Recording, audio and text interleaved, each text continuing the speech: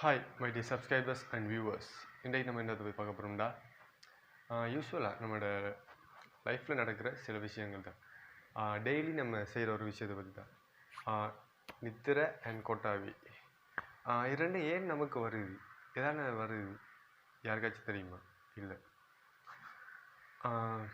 Welcome to zero Comali.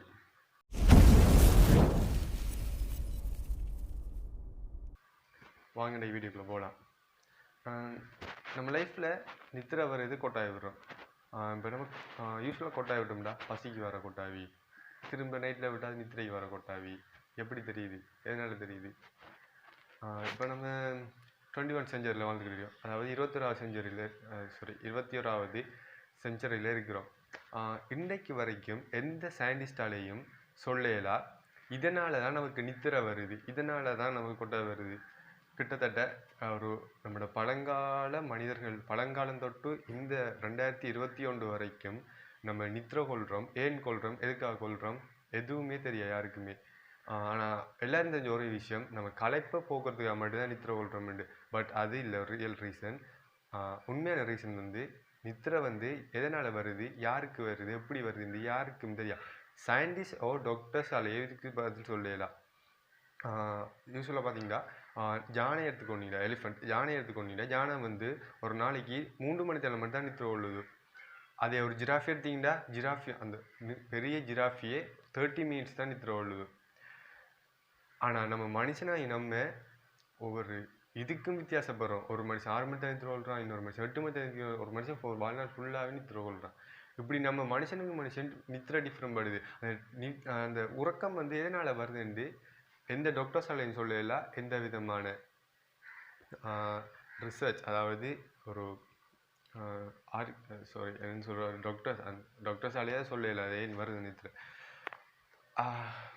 And இந்த வீடியோவுக்கு ஒரு லைக் பண்ணுங்கள், சப்ஸ்கிரைப் பண்ணுங்கள், பெல் பட்டனையும் ப்ரெஸ் பண்ணுங்கள். இன்னொன்று சொல்ல மாதிரி, நீங்கள் பண்ணுற ஒவ்வொரு லைக்கும் சப்ஸ்கிரைபும் எனக்கு அடுத்தடுத்த வீடியோ போகிறது என்கரேஜ் பண்ணும். அடுத்து என்னென்னு பார்த்தீங்கன்னா, இந்த உலகத்திலேயே ரொம்ப நான் செலவழித்து நான் இருப்பேன், காஸ்ட்லியாக செலவழிப்பேன் சொல்கிறாங்களுக்கான இது. ஆக்சுவலாக இந்த உலகத்திலேயே ரொம்ப டிமாண்டான ஒரு காஃபி இருக்குது. உங்களுக்கு யாருக்காச்சும் தெரியுமா? காஃபி லுவார்கோ. இந்த காஃபி லுவார்கோ எப்படி தயாரிக்காங்கன்னு தெரியுமா உங்களுக்கு யாருக்காச்சும்?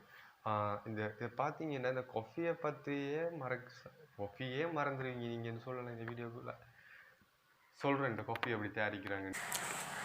காஃபி லுவாக் உலகத்திலே மிகவும் காஸ்ட்லியான காஃபி இந்த காஃபி லுவாக்.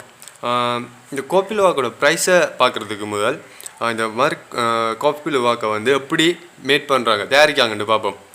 இந்த மாதிரி காஃபி செடிகள் இருக்குது. இந்த காஃபி செடிகளை இந்த மாதிரி ஏட்சியன் பிளாம் சிவிட்ன்னு சொல்லி ஒரு மிருகம் இருக்கு. இந்த ஏட்சியன் பிளாம் சிவிட்ன்ற ஒரு வகையான பூனை இனம், கெட்ட ஒரு ஜென்ரேஷன் தான் இந்த ஏட்சியன் பிளாம் சிவிட்ன்றது. இந்த மிருகத்துக்கு அந்த காஃபி செடியை சாப்பிட கொடுப்பாங்க. அது சாப்பிட்டு வயிற்றுக்குள்ளே போய் டைஜனிஸ்ட் ஆகி பின்னால் வேஸ்ட்டாக வரும். மனுஷன் வேஸ்ட்டாக இருந்தாலே நம்ம தொட மாட்டோம், மிருகம் வேஸ்ட்டாக இருந்தாலும் தொட்டு கூட பார்ப்போமா? ஆனால் இதை எடுத்து ஊற வச்சு காய வச்சு பவுடர் ஆக்கி கோப்பி லுவாக்குன்னு சொல்லி விற்கிறாங்க. இந்த கோப்பி லுவாக்குக்கு இந்த வேர்ல்டு முழுக்க ஒரு டிமாண்ட் இருக்குது. அந்த டிமாண்டால் இந்த கோப்பி லுவாக்கு இவ்வளோ தூரம் வளர்ந்து நிற்கிது.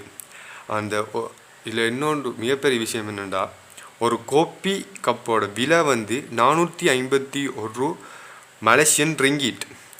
எப்படி நம்ம ஒரு காசுக்கு சுமார் 22,000 ரூபா வரும். 22,000 கோப்பியில் முடிஞ்சாங்க மலேசியாவுக்கு. நம்ம ஊர்லேருந்து மலேசியா போகிறாங்க பார்த்து அவங்க கோப்பியில் வேற மறந்துடுறாங்க, கோப்பி லுவாக் அந்த காஃபி நேமு. நம்ம ஊர்லேருந்து மலேசியா போகிறாங்க கவனிங்க. அது மட்டும் இல்லை, நம்ம ஊரில் காஃபி குடிக்கணும்னா வெறும் 60 ரூபா போதும். இதே வீட்டில் இருந்தால் சும்மா ஊற்றி தர போகிறாங்க. ஓகே, இந்த வீடியோ பிடிச்சிருந்தா லைக் பண்ணுங்கள், கமெண்ட் பண்ணுங்கள், ஷேர் பண்ணுங்கள். அண்ட் உங்கள் ஃப்ரெண்ட்ஸுக்கும் ஷேர் பண்ணுங்கள், சப்ஸ்கிரைப் பண்ணுங்கள், பக்கத்தில் பெல் பட்டனை ப்ரெஸ் பண்ணுங்கள். அந்த கோஸ்ட்லியாக செலவழிப்போம் நான் பந்தாவாக இருப்போம்னு சொல்லுவாங்களே, அவங்களுக்கு இந்த வீடியோ அப்படி மறக்காமல் ஷேர் பண்ணிவிடுங்க. அண்ட் மாதிரி விடைபெறும் நான் AJ. இன்னொரு வீடியோவில் சந்திக்கிறேன். குட் பாய்.